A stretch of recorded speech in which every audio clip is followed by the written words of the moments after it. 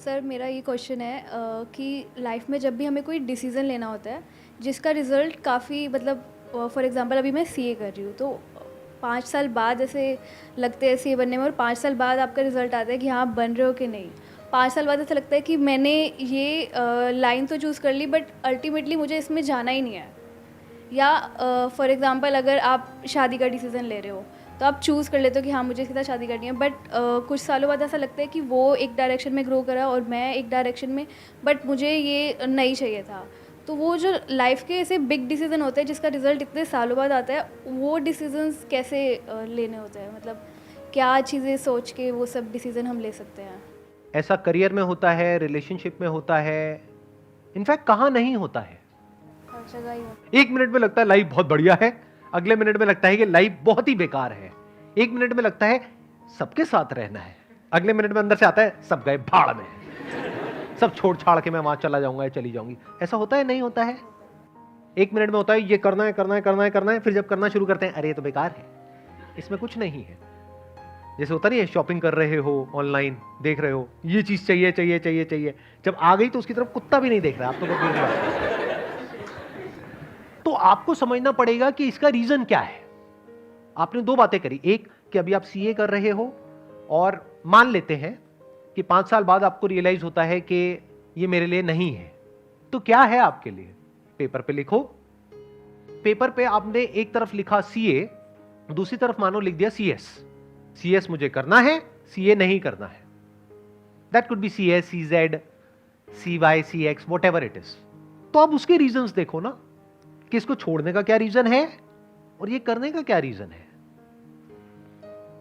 तो थोड़ी देर में जब आप लिखने लग जाओगे और अपने माइंड को लिख करके क्लियर करोगे, ये बात मैंने बहुत बार बोली अपने सेशंस में, but I am not sure कितने लोग इस बात को समझते हैं और एक्चुअल में करते हैं। कभी भी कोई भी प्रॉब्लम हो, अपने माइंड में उसको सॉल्व करने की कोशिश मत करना, एंटैंगल्ड हो जाओगे बुरे तरीके से। स्पेशली अगर प्रॉब्लम बड़ी है तो, छोटी मोटी है तो माइंड में ही करनी पड़ेगी। जैसे बाइक चला रहे हो, स्कूटर चला रहे हो, व्हाटएवर, और एकदम से कोई सामने से आया तो उस वक्त पेपर पेन लेकर के नहीं बैठ जाओगे, क्या करूं, तब तक तो हो जाएगा जो होना है। उस वक्त तो इमीडिएट एक्ट करना पड़ेगा।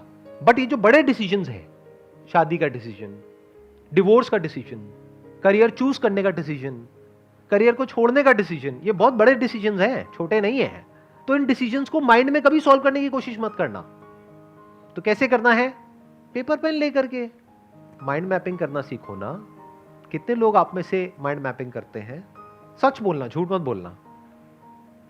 सिर्फ 4-5 लोग, इतने लोगों में से। तो माइंड मैपिंग करना सीखो। माइंड मैप से क्या होता है, लाइफ में सेंटर में कुछ आता है जो बहुत इंपॉर्टेंट होता है, उसके अकॉर्डिंग माइंड मैप बनता है, तो लाइफ में आपको क्लैरिटी आती है। तो जब आप ये करोगे तो आपको समझ आएगा कि उसका कॉज क्या है। हो सकता है सीए जो आप कह रहे हो कि अब मुझे रियलाइज हो गया, ये रियलाइज क्या होता है? Realization is nothing but your thought, कि मुझे ऐसा लग रहा है। आज कुछ और लगता है, कल कुछ और लगता है। एक रिलेशनशिप में कभी रियलाइज होता है कि ये तो बहुत ही बढ़िया है, कभी ऐसा लगता है कि ये तो बहुत ही बेकार है। तो ये रियलाइजेशन क्या होता है? तो इस रियलाइजेशन वर्ड को हटा दो कि मुझे रियलाइज हुआ, उसकी कॉज को समझो। हो सकता है आपको कॉज मिले कि मैं इसलिए आगे कंटिन्यू नहीं करना चाहती क्योंकि मैं बोर हो गई हूं। हो सकता है कॉज मिले क्योंकि इसमें बहुत एफर्ट है। ध्यान से समझो इन माइंड की गेम्स को। ये माइंड की गेम्स है हमारी, जो माइंड गेम्स खेलता रहता है आपके साथ में। तो पहले आपको कॉज को समझना है। हो सकता है कॉज मिला बोर्डम, तो दूसरी तरफ देखो ना पेपर पे क्या लिखा हुआ है, सीएस। बोर्डम तो वहां भी है, टक्कर का ही है। सही कह रहा हूं, गलत कह रहा हूं? या तो आपने लिखा होता दूसरी तरफ बंजी जंपिंग, मैं ये बंजी जंपिंग का वहां पे ऋषिकेश में जाऊंगी, वहां पे सेटअप करूंगी और खुद बंजी जंपिंग करूंगी डेली और लोगों को भी करवाऊंगी। तब लगा कि हाँ कुछ डिफरेंस है। एक तरफ सीए लिखा हुआ है, एक तरफ सीएस लिखा हुआ है, टक्कर के हैं दोनों। ऐसे ही बॉयफ्रेंड गर्लफ्रेंड में कंफ्यूजन हो या पति पत्नी में कंफ्यूजन हो, तो दूसरी तरफ लिखो किसी का नाम।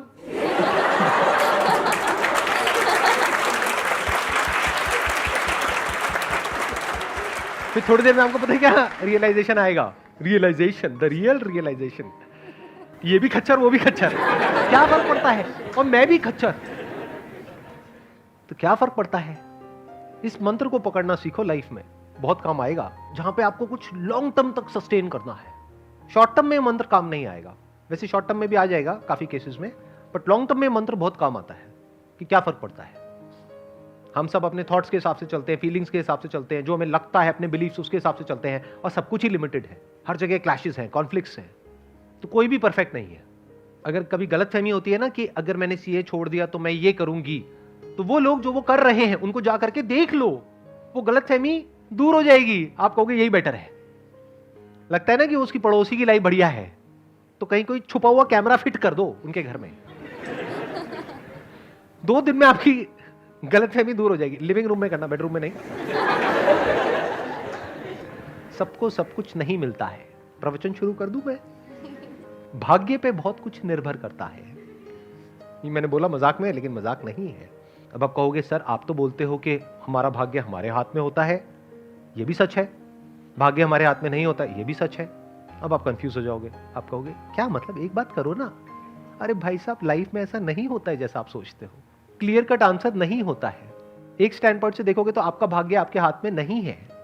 जैसे आपने अपने माँ बाप को चूज किया, यस और नो? किसी ने किया तो नहीं है ना?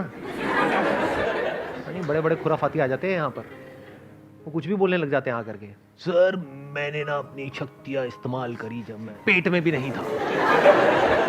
मैंने पेट को खुद चुना, मुझे इस पेट में जाना है अपने पिछले जन्म में, और मैं वहीं आया जहां मैं आना चाहता था।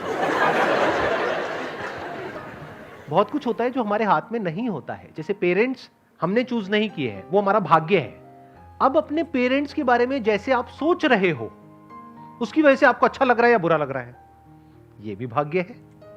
तो एक है पेन और प्लेजर, एक है सुख और दुख। आपका जो सुख है और दुख है वो काफी हद तक आपकी थिंकिंग पे डिपेंड करता है। मैंने काफी हद तक इसलिए लगा दिया बीच में क्योंकि वहां पर भी एक्सेप्शंस है। अगर मैं ये कह दूंगा कि पूरी तरह से आप पे डिपेंड करता है तो ये बकवास है। आपका पति है, पत्नी है, वो बदतमीज है, उसको ये नहीं पता रिस्पेक्ट क्या होती है, तो आप सुखी कैसे रहोगे? तो पूरी तरह से आपके हाथ में कहां है?